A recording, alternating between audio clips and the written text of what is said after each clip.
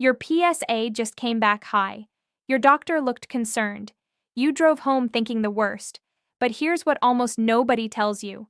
A high PSA number is not a diagnosis, and the real story is far more complicated than that. I've been a urologist for over 20 years.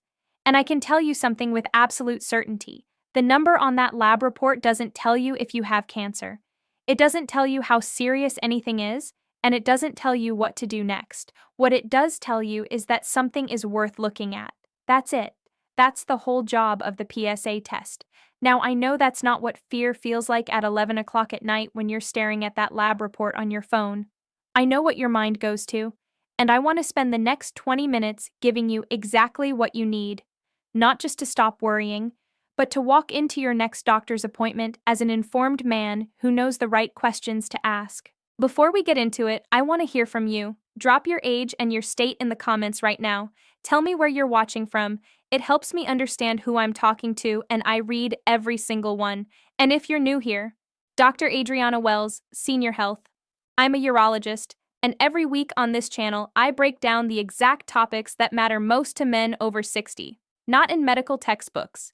At your level, your pace, your concerns. If that sounds useful, hit subscribe right now.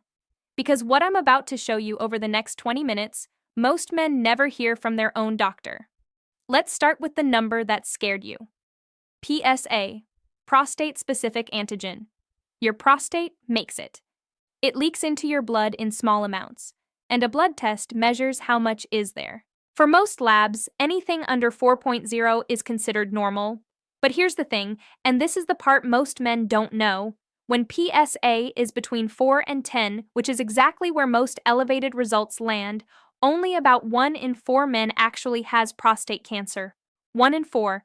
That means 3 out of 4 men in that zone go through worry, tests, sometimes biopsies, and have no cancer at all. Think of PSA like a smoke alarm in your house.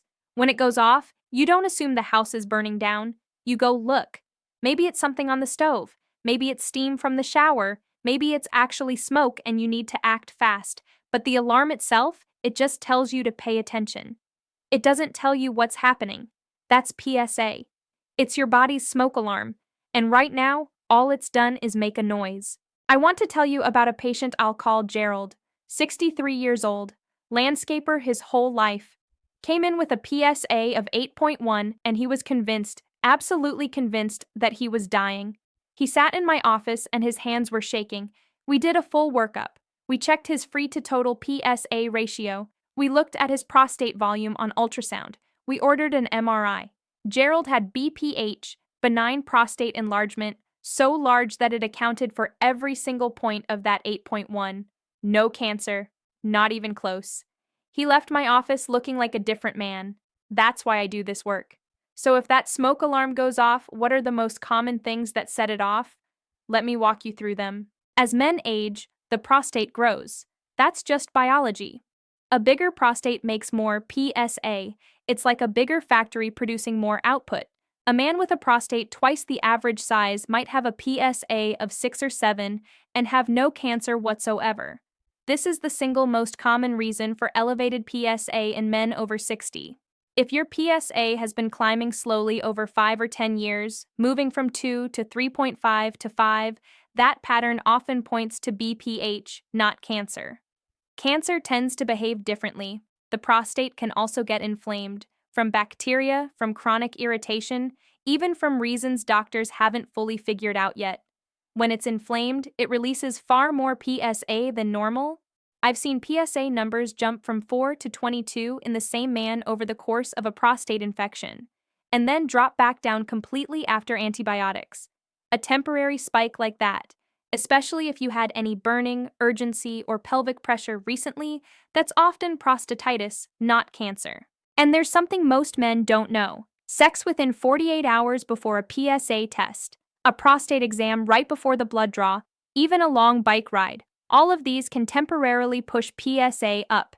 If your doctor didn't ask about any of those things before drawing your blood, your result might be artificially elevated. I want to be completely honest with you. I'm not saying your PSA can't mean cancer. Sometimes it does, that's real, and we're going to talk about what makes a PSA result more concerning versus less concerning. But I need you to understand the baseline first, because the fear you're carrying right now may be larger than the actual risk. So, when does a urologist like me actually worry about a PSA number? Let me give you the specific things I look for. PSA, velocity, means how fast your number is climbing year over year. If your PSA goes from 4 to 4.5 to 5 over 3 years, that's gradual and more likely benign. But if it goes from 4 to 6.5 in 1 year, that's a rise of 2.5 points in 12 months. Anything above 0.75 points per year on a consistent basis, that's when I order more tests. It's not the number, it's the speed. There's also a measurement called free PSA, the PSA floating freely in your blood rather than bound to proteins. When the ratio of free PSA to total PSA is below 25%, that raises concern. When it's above 25%, it generally points toward a benign cause. If your doctor hasn't mentioned free PSA ratio, that's one of the 5 questions I'm going to give you before this video ends. Your prostate has a size. Your PSA has a number. When we divide one by the other, we get PSA density, the concentration of PSA relative to your prostate's actual volume. A man with a large prostate and a moderately elevated PSA has low density, less concerning. A man with a small prostate and an elevated PSA has high density, more concerning. This is why 2 men can have the same PSA and completely different levels of risk. And then there's the MRI. A multiparametric MRI of the prostate can now show suspicious areas inside the prostate with a level of detail we never had before. Radiologists score these findings on a scale called PIRADS, from 1 to 5. A PIRADS 4 or 5 lesion combined with an elevated PSA, that's when we have a real specific conversation about targeted biopsy. Not guesswork, actual visual evidence. Here's something your doctor may not have brought up, and it's important. Testosterone and PSA have a relationship, but it's not the relationship most men assume. Many men are told that low testosterone is safe and high testosterone causes cancer. That's an oversimplification. Testosterone is fuel. Prostate cancer, if it's present, can use testosterone as fuel. That part is true. But testosterone doesn't create cancer. It's like blaming the gas in your car for a fire. The problem is the spark, not the fuel. Now here's what's genuinely surprising. When a man has low testosterone and his PSA is still elevated or rising, that's actually more concerning to me as a urologist, not less. Because it suggests we may be looking at a cancer that doesn't depend on testosterone to grow. So, if you've been told your testosterone is low and your PSA is still elevated, make sure your urologist knows both numbers together. They need to be interpreted as a pair. Let me tell you about a man I'll call Marcus, 68 years old, former postal worker. His PSA came back at 6.2. His primary care doctor told him to see a urologist. When I saw him, I didn't immediately reach for a biopsy form. I asked him, "What was your PSA last year?" 3.8. The year before? 3.1. That's a velocity of 1.2 points per year over 2 years. We ordered an MRI. There was a PIRADS 4 lesion in the peripheral zone of his prostate. We did a targeted fusion biopsy. Grade group 2 prostate cancer. Small. Localized. Completely treatable. Marcus is on active surveillance now, monitoring without treatment, because the cancer is so low risk that watchful waiting is the right call. 2 years later, he's healthy, active, and his PSA is stable. That's what modern urology looks like. Not panic, precision. Before I give you the 5 questions to take to your doctor, I want to know where you are right now. Drop one word in the comments. Calm if you're feeling better after watching this. Worried if you're still concerned. Questions. If you want me to do a follow-up video, I read every comment and I use your words to plan my next video. Here are 5 questions that will change the quality of your conversation with your doctor. Write these down. Question 1. What is my free to total PSA ratio? Not just total PSA. The ratio. If your doctor doesn't have this number, ask them to add it to your next blood draw. Question 2. What was my PSA last year and the year before? You want to know your velocity. If the clinic doesn't have older records, ask for a new draw in 3 to 6 months so you can establish a baseline trend. Question 3. Based on my prostate size, what is my PSA density? This requires knowing your prostate volume, which a urologist can measure with an ultrasound during your visit. Question 4. Would an MRI be appropriate for me right now? Guidelines are increasingly recommending MRI before biopsy in men with elevated PSA.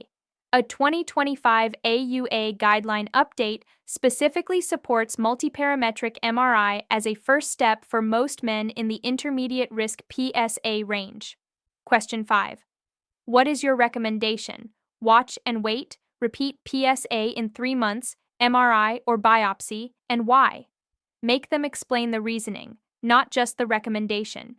You deserve to understand the logic. And if your doctor does recommend a biopsy, there's a lot I want to tell you about what that involves, and whether there's a way to avoid it entirely with MRI-targeted approaches. I'm going to do a full video on that next. You'll want to see it. Let's land this plane. High PSA is not a cancer diagnosis. It's a signal. One signal in a system that requires several signals together before any serious conclusion is drawn. What we look at is PSA velocity, free-to-total ratio, PSA density, MRI findings, your family history, your age, and your overall health. Not just one number. You are not a number on a lab report. You are a 60-something man who deserves a complete picture, not a panic moment in a 10-minute appointment. If you're scared right now, that's completely reasonable.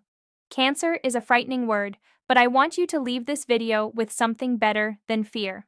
I want you to leave with a plan, 5 questions, a framework, and the knowledge that most men in your position are not looking at cancer. They're looking at information that needs context. One last thing, if this video helped you understand your PSA result better, drop the word clarity in the comments. That's all. Just that word. It tells me this content is making a difference, and it helps other men like you find this video when they need it most. And if you haven't subscribed yet, do it now. My next video is specifically about what happens if your doctor recommends a biopsy and what the newer MRI-guided options look like. You're going to want to see that one. Everything in this video is for educational purposes only. This is not medical advice and does not create a doctor-patient relationship. Always consult your own physician about your specific health situation. Composite patient stories used in this video are fictional and created for illustrative purposes only. This video was produced with AI-assisted scripting and voice synthesis tools.